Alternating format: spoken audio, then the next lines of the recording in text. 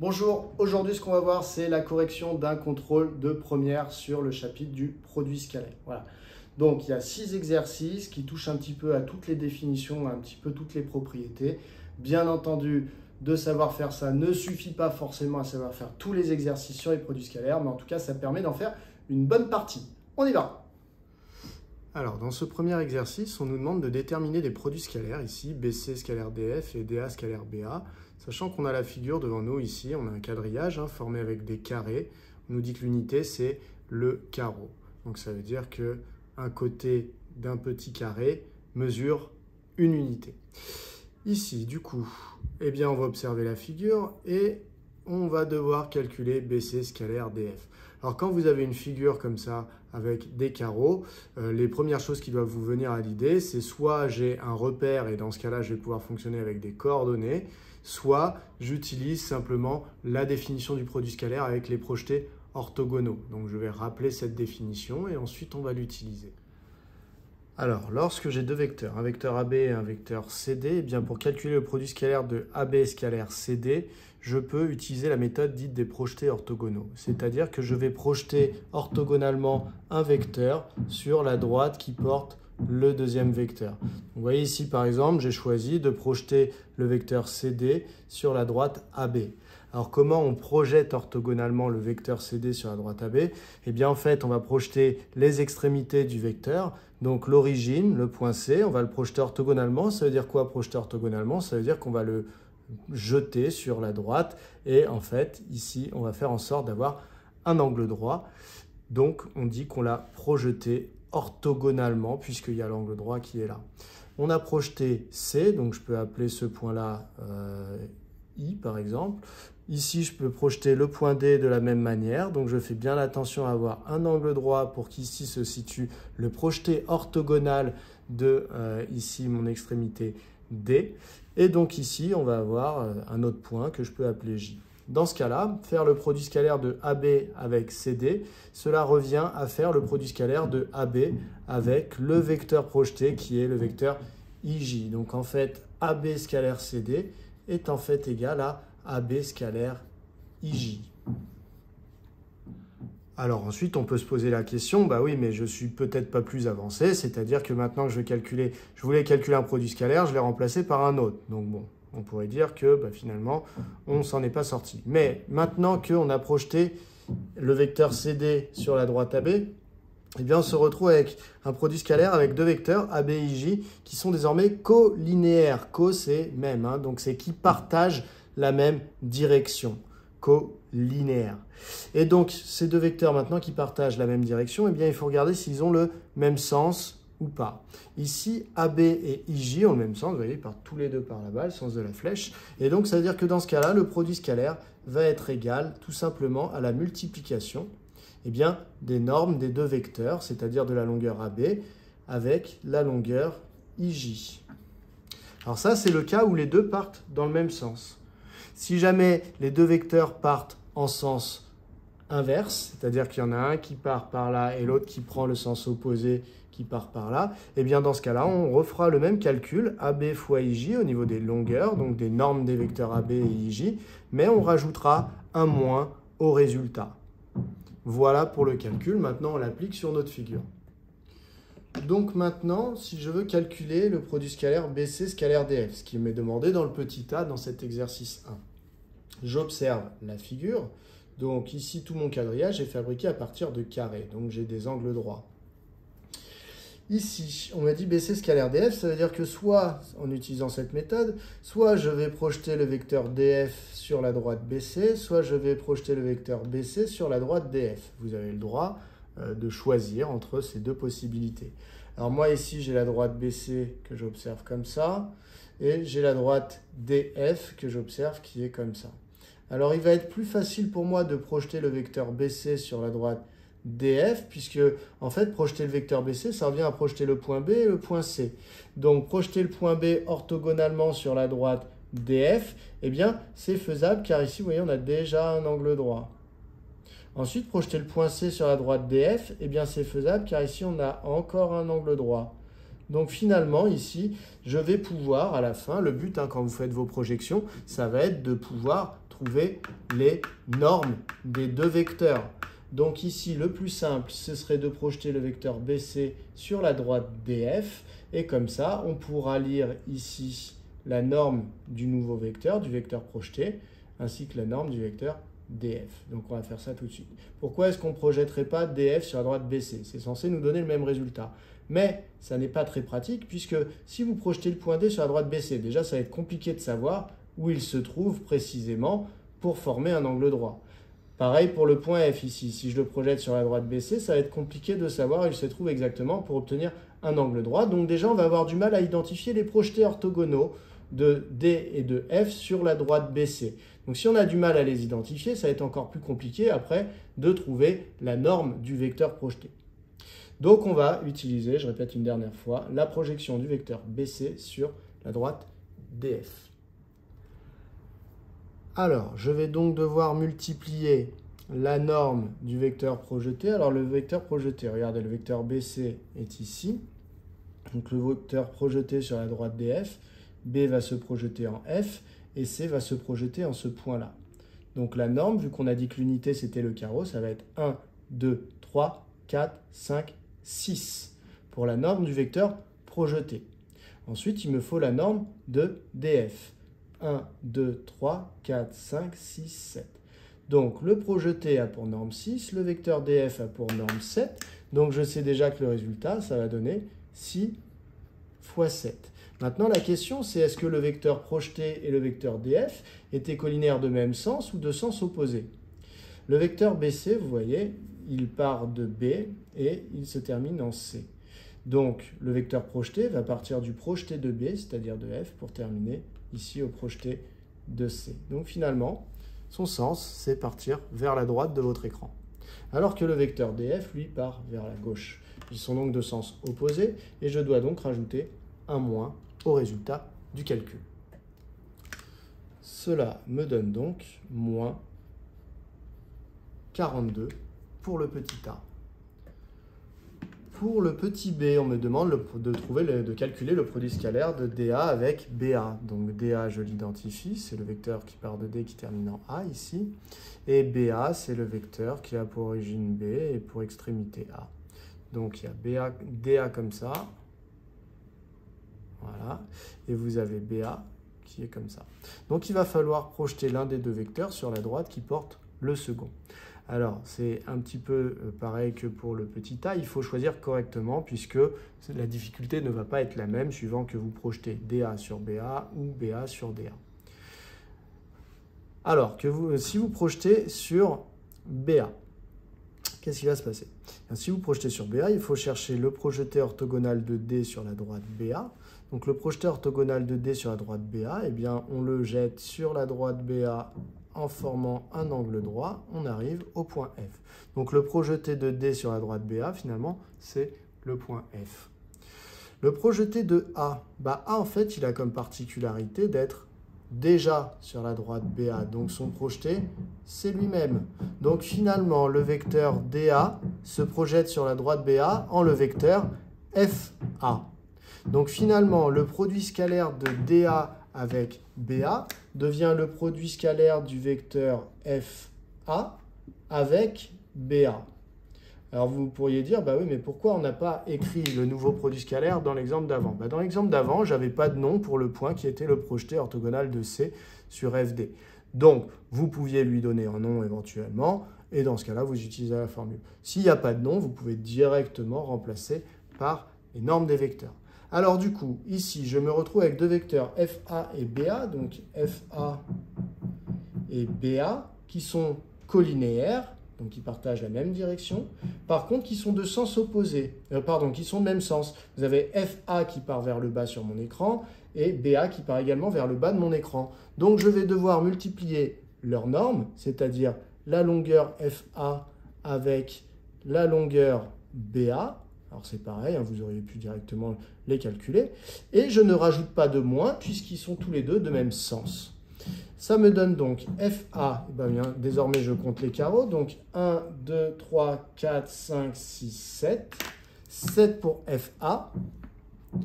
Et quant à BA, il y a 1, 2, 3, 4, 5. 5 pour BA. On se retrouve avec 7 fois 5, ce qui nous donne 35. Je sais donc que le produit scalaire de DA avec BA est égal à 35. Alors, dans l'exercice 2, eh bien, on vous dit, dans cet exercice, les questions 1 et 2 sont indépendantes. Donc, c'est-à-dire que vous pouvez traiter l'une et l'autre de manière complètement indépendante, c'est-à-dire vous n'êtes pas obligé d'avoir traité la première pour faire la deuxième, vous n'êtes pas obligé d'avoir traité la deuxième pour faire la première. Donc, on nous donne un repère OIJ qui est un repère orthonormé du plan. Très important ce mot orthonormé dans le chapitre sur le produit scalaire, car un repère orthonormé donne accès à la formule analytique, vous savez, le fameux xx' plus yy'. On considère le vecteur U de coordonnées 5, 6, déterminer les coordonnées d'un vecteur orthogonal au vecteur U. Donc, je répète, dans le repère orthonormé OIJ, U a pour coordonnées 5, 6. Donc, je recherche un vecteur V qui serait orthogonal au vecteur U. Donc, je vous rappelle le critère d'orthogonalité. Eh bien, U et le fameux vecteur V que je cherche seront orthogonaux si et seulement si leur produit scalaire est égal à 0. Ça, c'est quelque chose à savoir absolument lorsque vous révisez ce chapitre sur le produit scalaire, c'est qu'une des utilités du produit scalaire, c'est de montrer que des vecteurs sont orthogonaux, ce qui nous permet de montrer que du coup des droites sont perpendiculaires et ce qui vous permettra de montrer des choses encore plus complexes l'année prochaine lorsque vous ferez la géométrie dans l'espace. Donc vraiment, critère d'orthogonalité, ces deux vecteurs sont orthogonaux si et seulement si leur produit scalaire vaut 0. Donc nous, on cherche un vecteur V qui serait orthogonal au vecteur U dont on connaît les coordonnées. Donc en fait, on cherche les coordonnées d'un vecteur qui ferait que le produit scalaire entre U et ce vecteur serait égal à 0. Donc, on cherche un vecteur V de coordonnées x, y dans le repère orthonormé OIJ tel que U scalaire V est égal à 0.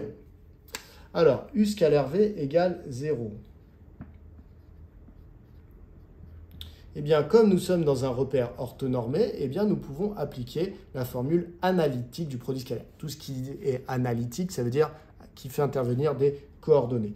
Donc, U scalaire V égale 0, c'est équivalent à écrire que le produit scalaire donc de U avec V qui vaut... Alors, la formule analytique, c'est quoi? C'est je multiplie les abscisses ensemble et j'ajoute la multiplication des ordonnées. Donc, ici, ça donne 5 fois x, 5x, plus 6 fois y, je multiplie les ordonnées ensemble, et donc il faudrait que cela me donne 0. Donc U scalaire V est égal à 0, si et seulement si le calcul 5x plus 6y est égal à 0.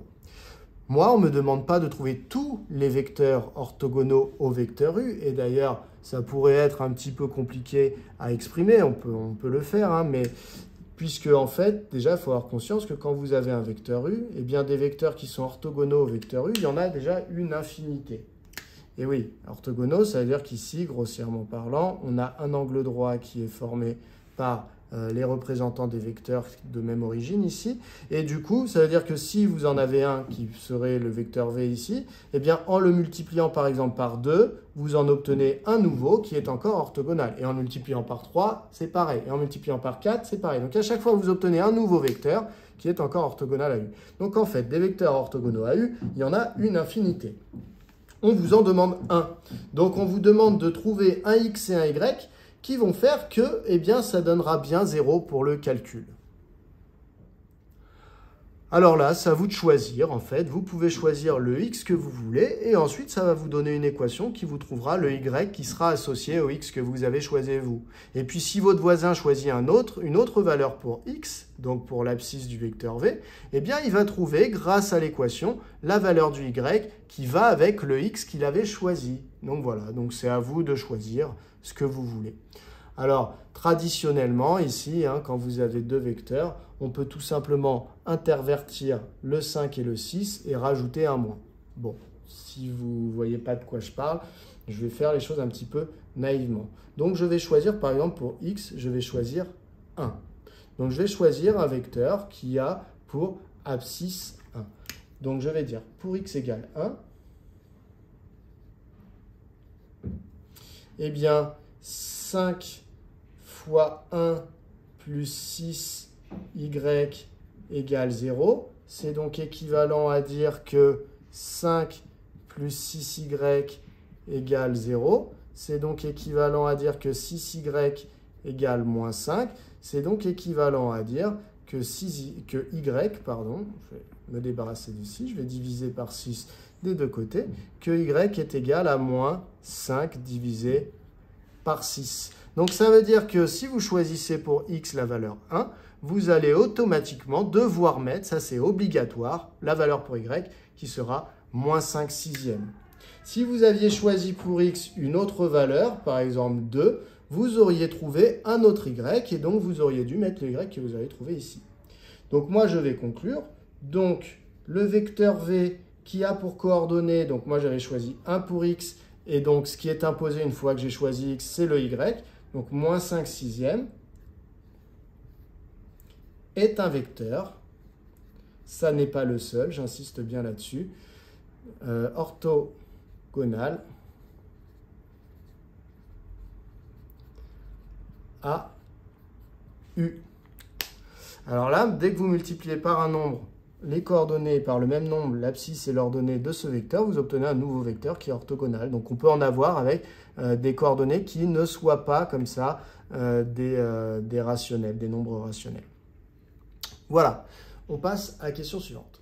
Alors pour la question 2, on nous dit les droites delta 1 et delta 2 d'équations respectives, donc on me donne ici des équations réduites de droite, eh bien sont-elles perpendiculaires? Donc je dois déterminer si deux droites sont perpendiculaires. Alors pour savoir si deux droites sont perpendiculaires, eh bien à l'aide du produit scalaire, on peut s'en sortir en trouvant des vecteurs qu'on appelle des vecteurs directeurs des droites. Donc même sans connaître ce vocabulaire, eh bien on a vu en cours comment montrer qu'une droite AB était perpendiculaire à une droite CD. On a dit qu'il fallait que le produit scalaire AB avec CD finalement soit égal à 0, ce qui signifie que les vecteurs AB et CD sont orthogonaux et donc que les droites qui les portent sont perpendiculaires.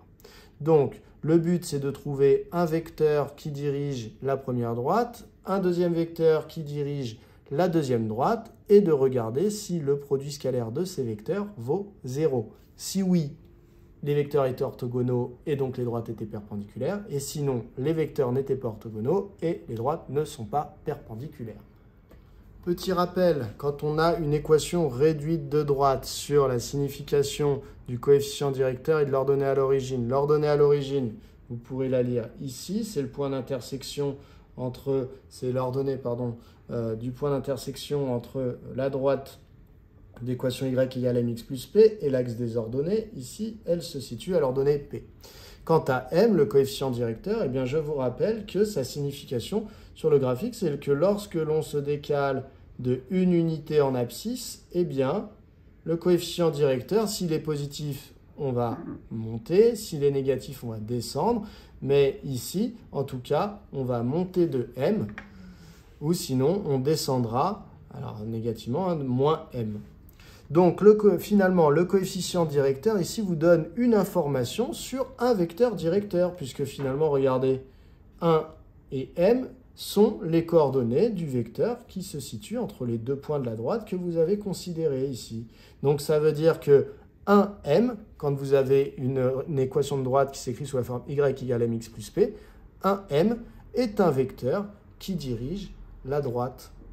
Donc, on va faire ça pour nos deux équations de droite. On va trouver des vecteurs qui supportent ici notre droite. Donc, par exemple, delta 1, qui a pour équation réduite y égale 5x plus 3, eh bien, je peux en déduire qu'un vecteur que je nommerai U1, qui a pour coordonnées 1, 5. Pourquoi 5? Puisque coefficient directeur. Pourquoi 1? Parce que je me décale d'un carreau vers la droite. Dirige finalement la droite delta 1. Et si je parle de la droite delta 2, eh bien, delta 2 qui a pour équation y égale moins 1 cinquième de x moins 20, eh bien, je peux en déduire un vecteur qui dirige cette droite, qui a pour coordonnées 1 également, et moins 1 cinquième en ordonnée. Il me reste donc à vérifier que ces deux vecteurs sont orthogonaux ou non, pour en déduire que les droites sont perpendiculaires ou non. Là, comme je suis dans un repère qui est orthonormé, je peux utiliser la formule analytique du produit scalaire. Donc je vais dire or U1 scalaire U2 est égal à, je multiplie les abscisses entre elles, 1 fois 1, plus je multiplie les ordonnées entre elles, 5 fois moins 1 cinquième. J'obtiens donc 1. Ici, 5 fois moins 1 cinquième, cela me donne moins 1, donc plus moins 1, donc ça donne 1 moins 1, ce qui est égal à 0. Donc, U1 scalaire U2 est égal à 0. Donc, U1 et U2 sont orthogonaux.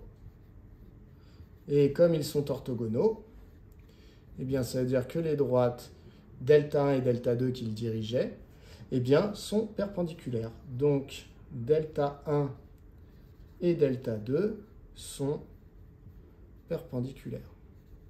Alors, une autre méthode à laquelle les élèves ont pensé lors de ce contrôle, eh bien, c'est grâce aux équations de droite d'identifier 2 points de la droite delta 1 et d'identifier 2 points de la droite delta 2. Donc, ils ont dit, par exemple, bah, je remplace x par 0, ça va me donner un y, ça me donnera les coordonnées d'un point de delta 1. Ensuite, je vais remplacer x par une autre valeur, par exemple 3. Je vais faire le calcul du y, ça me donnera les coordonnées d'un deuxième point de delta 1. Et ensuite, ils ont appelé le premier point A, deuxième point B, et ils ont dit que du coup, le vecteur AB qu'ils ont trouvé grâce à leur point A et leur point B est finalement dirigé delta 1. Ils ont fait pareil avec delta 2. Et après, ils ont fait le produit scalaire. Donc, on a fait exactement la même chose, sauf que moi, ce que j'ai choisi ici, c'est un vecteur où, finalement, les 2 points sur la droite que je choisissais étaient simplement espacés d'une abscisse ici de 1. Et donc, automatiquement, c'est le coefficient directeur ici qui se lit en ordonnée. Eux, peut-être qu'ils ont choisi des x à chaque fois qui étaient espacés de 2. Donc, peut-être qu'ils ont trouvé le vecteur qui va être espacé ici en abscisse de 2.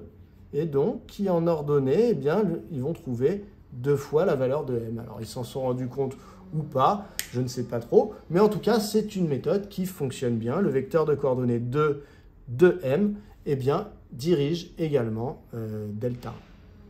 Voilà pour cet exercice 2.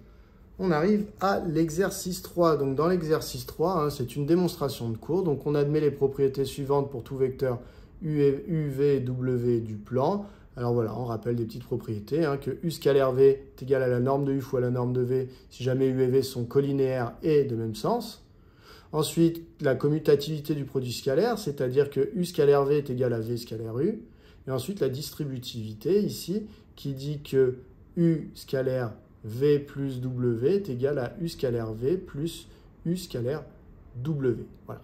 À partir de ces propriétés que j'ai droit d'utiliser dans ma démonstration, je dois démontrer que le produit scalaire de U avec V est égal à 1 demi de norme de U plus V au carré, moins norme de U au carré, moins norme de V au carré.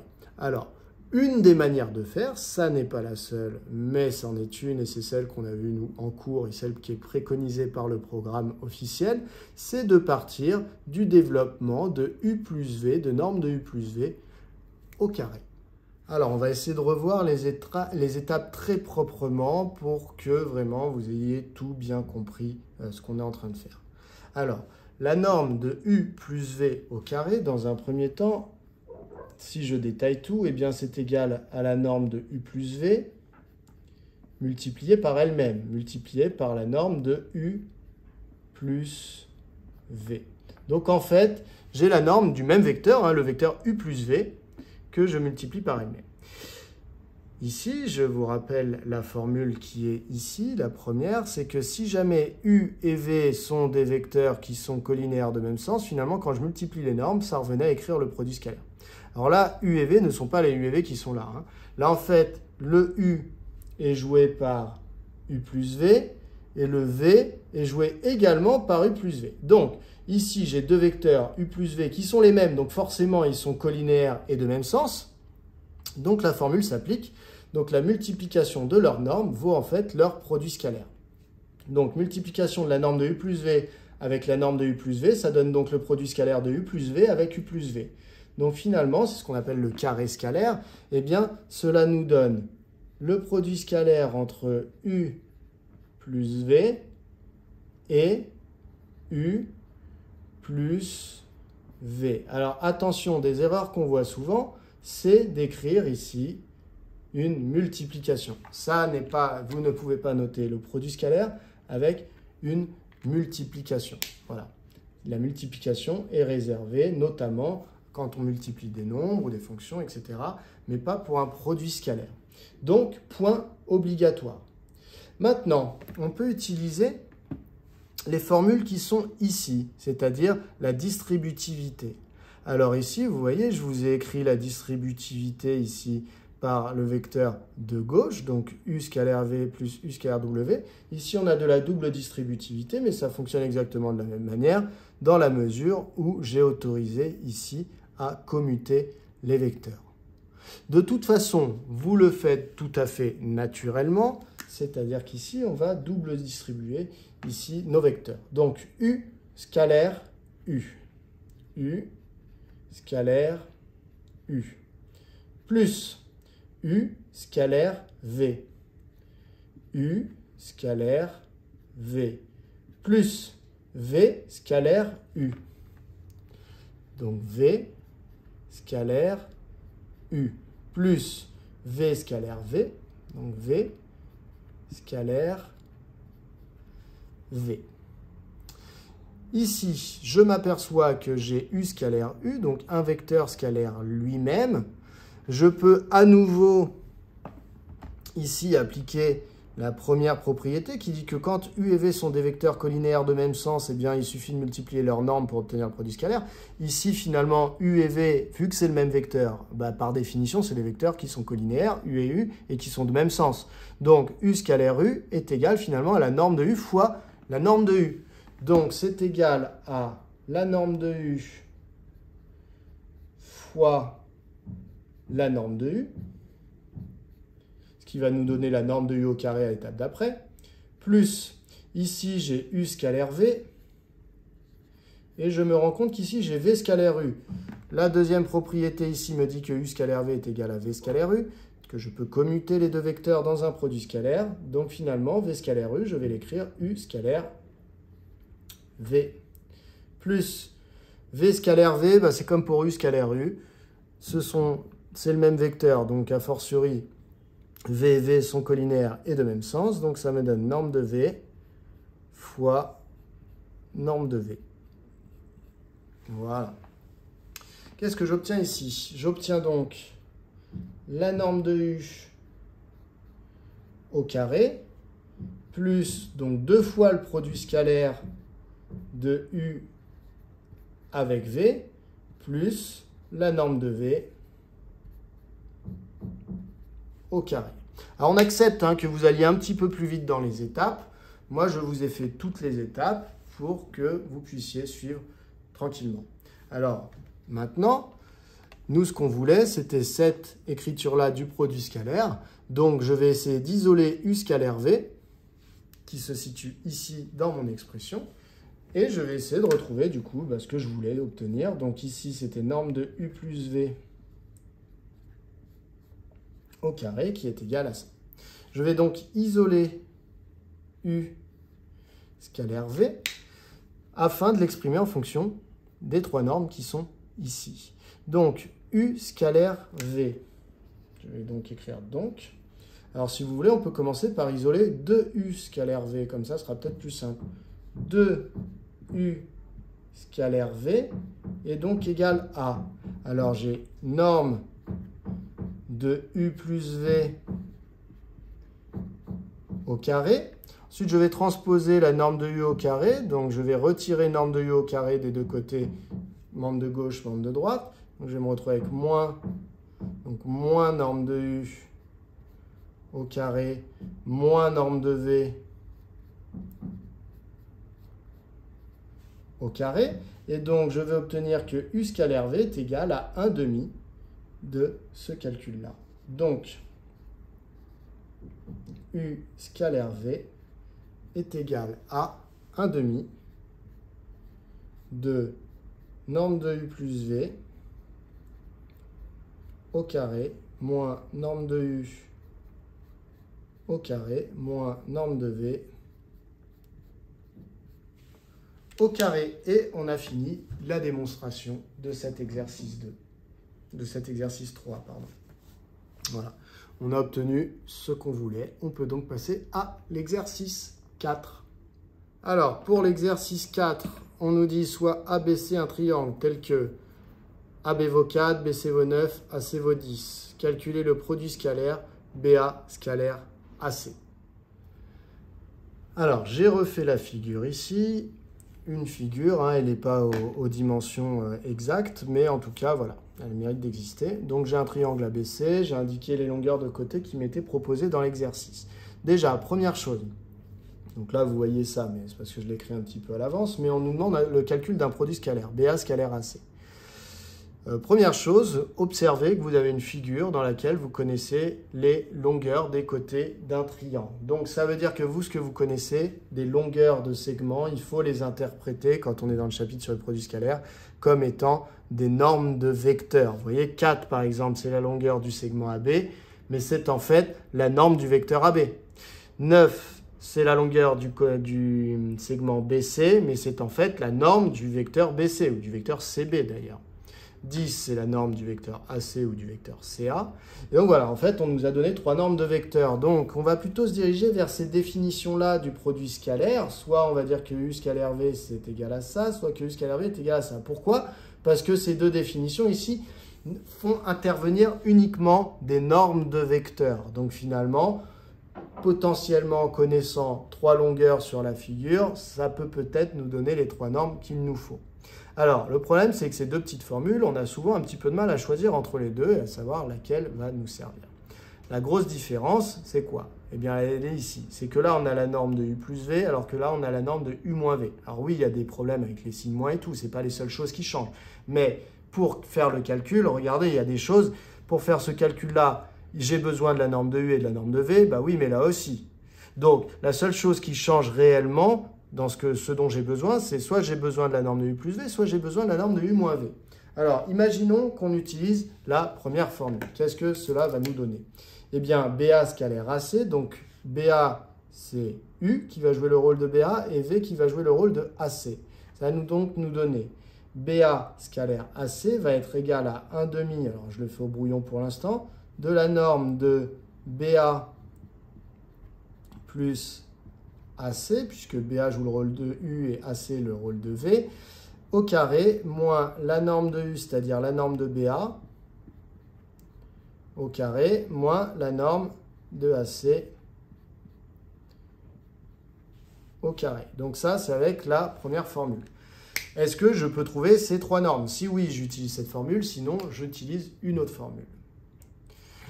Ici, on y va, donc BA au carré moins AC au carré. Donc BA au carré, la norme de BA au carré, en fait, c'est la longueur BA au carré. Donc ça va être 4 au carré, on sait calculer. Pareil pour AC carré, finalement, c'est la longueur 10 mise au carré. Donc ça va faire 100, pas de problème, on sait calculer. Le problème, c'est BA plus AC, est-ce qu'on sait calculer? Donc on regarde un petit peu plus précisément.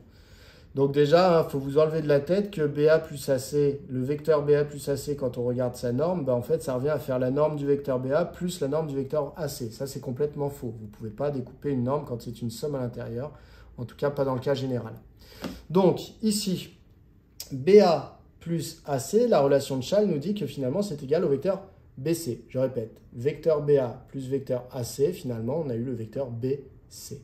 Donc ici, on peut remplacer par norme de BC. Et la norme de BC, on la connaît, c'est 9. Donc voilà, on va utiliser plutôt cette formule-là du produit scalaire. Alors vous pourriez essayer avec l'autre. Avec l'autre, ça nous aurait donné, eh bien on aurait eu BA moins AC. Donc on aurait eu BA moins AC. Et là, ici, à cause du moins, on ne pourrait pas appliquer la relation de Schall. Donc, on aurait eu du mal à s'en sortir avec cette deuxième formule. Donc, nous, on va utiliser cette première formule. Donc, j'avais écrit tout ça. Ça nous donne 1/2 de BA plus AC. On a dit que ça donnait, d'après la relation de Schall, le vecteur BC. Donc, norme de BC au carré moins... Alors, norme de BA, on a dit qu'on pouvait tout simplement écrire que c'était la distance BA qui allait mettre mise au carré moins la distance AC qui va être mise au carré. Pareil pour norme de BC, on pourrait écrire directement BC. c'est égal à 1 demi de, donc BC au carré, BC c'est 9, donc 9 au carré, ça fait 81, moins BA au carré, donc 4 au carré, c'est égal à 16, moins AC au carré, donc 10 au carré, c'est égal à 100. Et c'est donc égal à, hop, je décale un tout petit peu, donc 81 moins 16 moins 100, ça fait moins 35. Moins 35 divisé par 2, ça donne moins 17,5. Ou sinon, vous laissez en écriture fractionnaire. Donc BA scalaire AC est égal à moins 17,5. Voilà qui vient conclure cet exercice 4. On passe tout de suite à l'exercice 5.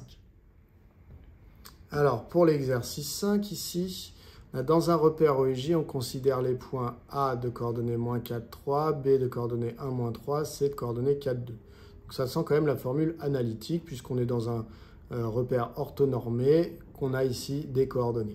On nous demande de calculer le produit scalaire BA scalaire BC.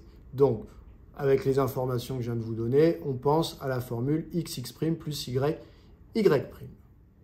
Alors, pour calculer le produit scalaire BA scalaire AC, eh bien, il faudrait déjà que j'ai les coordonnées du vecteur BA et du scalaire, et du vecteur BC. Alors, les coordonnées du vecteur BA, coordonnées d'un vecteur, comment est-ce qu'on les calcule? Eh bien, ce sont les coordonnées de l'extrémité moins les coordonnées de l'origine. Donc, BA, par exemple, je vais prendre les coordonnées de A, à qui je vais retirer les coordonnées de B. Hop. Donc finalement, j'obtiens que le vecteur BA a pour coordonnées moins 5, et donc 3 moins 3, donc 3 plus 3, c'est-à-dire 6. Ensuite, je vais pouvoir calculer les coordonnées du vecteur BC. Donc BC, on applique exactement la même formule. Coordonnées du point C, 4, 2. On retire coordonnées du point B, 1, moins 3. Donc finalement, BC a pour coordonnées 4, moins 1, 3. 2, moins 3, donc 2 plus 3, 5. Donc, si je veux le produit scalaire de BA avec BC, comme je suis dans un repère orthonormé, je peux appliquer la formule qui dit abscisse fois abscisse plus ordonnée fois ordonnée. Donc, moins 5 fois 3 plus 6 fois 5. J'obtiens donc moins 15 plus 30, ce qui est égal à 15. Donc finalement, le produit scalaire de BA avec BC est égal à 15. Je retiens ça et je passe à la question 2. Question 2, on nous demande d'exprimer le produit scalaire BA scalaire BC en fonction du cosinus de l'angle CBA. Donc cela fait appel à ce qu'on a appelé dans le cours la deuxième définition du produit scalaire, celle qui utilise deux normes et le cosinus d'un angle. Donc ça, c'est du cours. Vous avez que BA scalaire BC, c'est égal à la norme du vecteur BA, ce qui revient à écrire la longueur BA, fois la norme du vecteur BC, ce qui revient à écrire la longueur BC, fois le cosinus de l'angle qui est formé ici par ABC. Donc CBA. Voilà. Et on nous a demandé d'exprimer le produit scalaire juste en fonction de cosinus. Donc il faudrait que je calcule BA et BC. Alors BA et BC, ce sont des normes de vecteurs, hein. Donc BA, on peut voir ça comme la norme du vecteur BA. Et donc dans ce cas-là, on va prendre la racine carrée des coordonnées de BA mises au carré qu'on a additionnées. Alors BA, je vous rappelle, les coordonnées, c'était moins 5 et 6. Donc ça a donné moins 5 au carré plus 6 au carré. C'est égal à racine de 61. On fait de même avec BC. BC, c'est égal en fait à la norme du vecteur BC. Alors, pas besoin d'écrire que c'est égal à la norme, hein. Vous pouvez directement appliquer les formules, hein, que vous connaissez. Et donc ici, on va reprendre les coordonnées du vecteur BC, qui sont On avait trouvé 3, 5, donc ça donne 3 au carré plus 5 au carré, donc ça donne la racine carrée de 9 plus 25, donc en fait la racine carrée de 34. Donc finalement, le produit scalaire BA scalaire BC, c'est égal à BA fois BC, donc racine de 61 fois racine de 34 fois le cosinus de l'angle CBA. Voilà pour cette question 2. Dans la question 3, on nous demande de déterminer la mesure en degrés de l'angle CBA, arrondi à 10-1 près. Donc pour cette question-là, comme très souvent quand on utilise le produit scalaire pour calculer une distance ou un angle, eh bien on utilise deux expressions différentes du produit scalaire. Donc vous voyez, d'une part, on sait que le produit scalaire BA scalaire BC est égal à 15, ça c'est la question 1 qui nous l'a permis de le trouver. Et d'autre part, on sait que le produit scalaire BA scalaire BC, c'est aussi égal à racine de 61 fois racine de 34 fois le cosinus de CBA. Alors, on ne connaît pas le cosinus de CBA, mais on va pouvoir le trouver puisque, vu qu'ici, c'est le même produit scalaire, ça veut dire que ce calcul-là est censé donner 15 puisqu'un produit scalaire a une unique valeur. Donc, BA scalaire BC, si ça vaut 15 et que ça vaut aussi cette expression, ça veut dire que cette expression est égale à 15. Donc, on va pouvoir isoler cosinus de CBA. C'est parti. Donc, je peux dire que racine de 61 fois racine de 34 fois le cosinus est égal à 15 et que donc, cela signifie que le cosinus de CBA est égal à 15 sur racine de 61 fois racine de 34. Et donc, nous, on va donc chercher une mesure de l'angle CBA. Donc, on n'a qu'à prendre tout simplement que l'angle CBA, ici, va être égal à... Alors, vous pouvez utiliser la touche cos-1 ou arc-cos sur votre calculatrice. Donc, alors on peut écrire ça sur notre cahier. Il va falloir appliquer le cos-1 ou l'arc-cos à 15 sur racine de 61 fois racine de 34. Voilà. Et donc, qu'est-ce qu'on trouve? Eh bien, on va trouver, alors pensez bien à mettre votre calculatrice en degrés, on va trouver que finalement, CBA est approximativement égal à 70,8 degrés. Voilà, on aurait pu vous demander également la réponse en radians. Dans ce cas-là, on aurait mis la calculatrice en radians. Voilà pour cet exercice 5. On passe au dernier exercice, le 6. Donc, dans un premier temps, dans cet exercice 6, on demande de démontrer une des formules d'Al-Kashi. Donc, on a un triangle ABC, vous avez la figure ici. Donc, il faut démontrer que A au carré, donc la longueur qui est là au carré, est égale au carré de cette longueur plus le carré de cette longueur, moins 2 fois cette longueur fois le cosinus de l'angle CAB, c'est-à-dire de l'angle ici au sommet A. Voilà. Donc, c'est une démonstration qu'on cherche à faire. C'est parti. Donc, démonstration qui peut être considérée comme étant du cours ou comme étant un exercice. Je vais partir de A au carré. Donc, A au carré, en fait, c'est la norme du vecteur BC qui est mise au carré. Et je vais essayer de m'en sortir comme ça. Donc, A carré, c'est en fait la norme du vecteur BC au carré. Alors, le but, c'est de faire apparaître les deux autres longueurs. Donc, ici, vous voyez... Nous, on a la longueur A, je veux faire apparaître B et C. Donc, en fait, plutôt qu'avoir le vecteur BC, je préfère avoir le vecteur BA et le vecteur AC. Donc, me vient l'idée d'utiliser la relation de Chasles et de dire que le vecteur BC n'est rien d'autre que le vecteur BA plus le vecteur AC. Donc, BA plus AC. Maintenant, on a déjà vu tout à l'heure, donc je ne vais pas repasser du temps là-dessus, mais quand on a la norme d'un vecteur au carré, en fait, ça revient à écrire que c'est le produit scalaire de ce vecteur avec lui-même. Vous retournez voir, si jamais vous avez des questions là-dessus, vous retournez voir l'exercice numéro 3 de ce contrôle. Je réexplique un petit peu tout ça.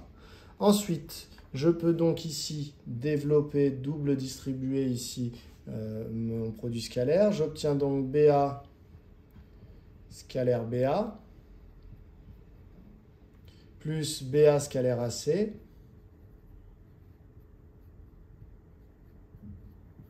plus AC scalaire BA, plus AC scalaire AC.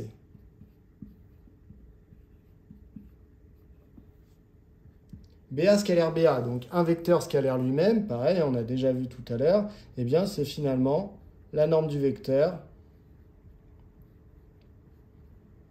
au carré, plus, alors BA scalaire AC et AC scalaire BA, ici c'est la même chose. Donc finalement c'est le même produit scalaire, hein, puisqu'on peut commuter dans un produit scalaire, donc ça me donne 2 fois BA scalaire AC par exemple, donc 2 fois BA scalaire AC, plus AC scalaire AC, donc AC, la norme de AC, finalement, au carré. Voilà. Alors, la norme de BA, elle se note petit c. Donc là, je vais pouvoir dire que c'est c au carré. La norme de AC, elle se note petit b. Donc là, je vais pouvoir dire que c'est petit b au carré. J'aurais déjà obtenu une bonne partie de ce que je veux, hein, donc je vais l'écrire. Donc norme de BA, c'est la valeur C. Norme de AC, c'est la valeur B. Donc C carré plus B carré, plus finalement 2 fois le produit scalaire BA, scalaire AC. Voilà.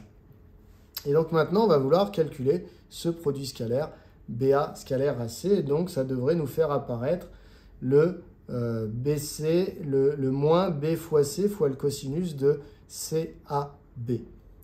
Alors, du coup, on va observer ce produit scalaire et on va utiliser la définition qui utilise le cosinus. Donc, cela nous donne C au carré plus B au carré. Et ici, vous voyez, pour avoir mes deux vecteurs qui aient la même origine, comme ça, je pourrais vraiment regarder l'angle AB AC, avec le point A ici, eh bien, je vais ici transformer le vecteur BA en vecteur moins AB. Donc finalement, ça me donne moins 2 fois le vecteur AB, scalaire AC. Et là, ça va être plus pratique pour mon produit scalaire. Donc, alors là, ici, je peux remettre le B carré devant si j'en ai envie. Hein. C'est une somme, donc je peux commuter. Et ici, je vais avoir moins 2 fois. Alors, la norme de AB. La norme de AB, je vous rappelle que dans l'exercice, elle est notée petit c. Fois la norme de AC. Dans l'exercice, elle est notée petit b. Fois le cosinus de l'angle formé par les vecteurs AB,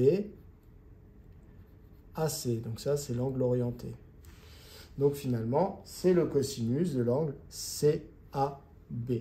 Donc c'est égal à B carré plus C carré moins 2 fois, alors C fois B, je peux écrire que c'est B fois C, je peux commuter dans une multiplication, fois le cosinus de l'angle BAC.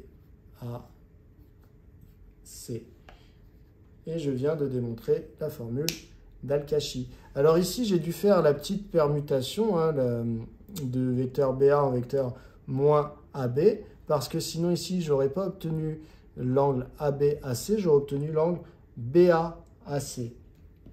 Et donc, quand vous avez un triangle ici, je vais reprendre la figure, l'angle BAAC et l'angle ABAC, bah, ce n'est pas le même angle.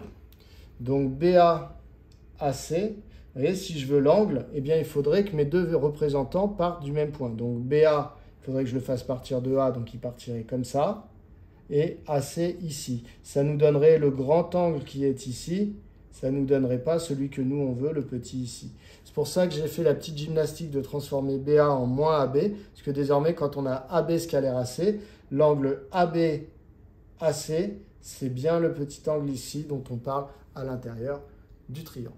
Voilà pour cette démonstration de la formule d'Al-Kashi. Donc, dans la question 2, eh bien, c'est une application de cette formule. Alors voilà. Ici, on dit qu'on a une lampe torche, on éclaire à partir du point A. Donc là, on a le faisceau de la lampe et donc ça va éclairer un mur. On cherche à calculer la distance BC. Qu'est-ce qu'on connaît, nous? On connaît la distance AB qui vaut 11 mètres, la distance AC qui vaut 15 mètres et on sait que l'angle BAC, ici, mesure 14,5 degrés. Donc je connais deux longueurs et un angle.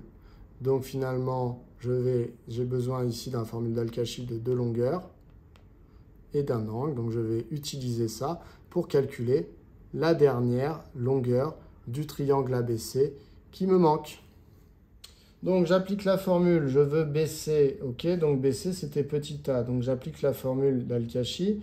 Donc on me dit que c'est B au carré, donc B c'était AC, donc ça fait AC au carré, plus petit c c'était AB, donc AB au carré, moins 2 fois, je reprends les longueurs AC et AB, fois le cosinus de l'angle, et nous l'angle, on a dit qu'il mesurait 14,5 degrés.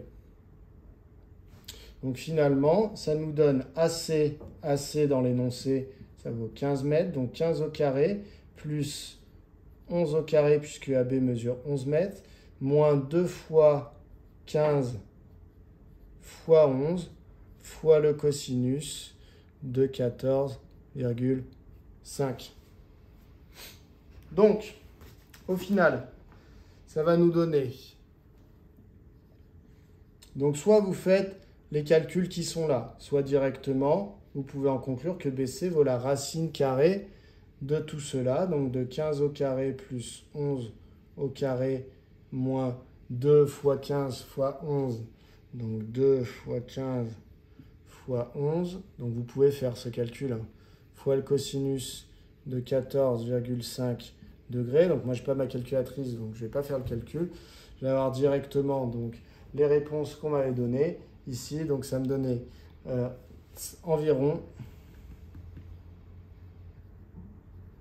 5,15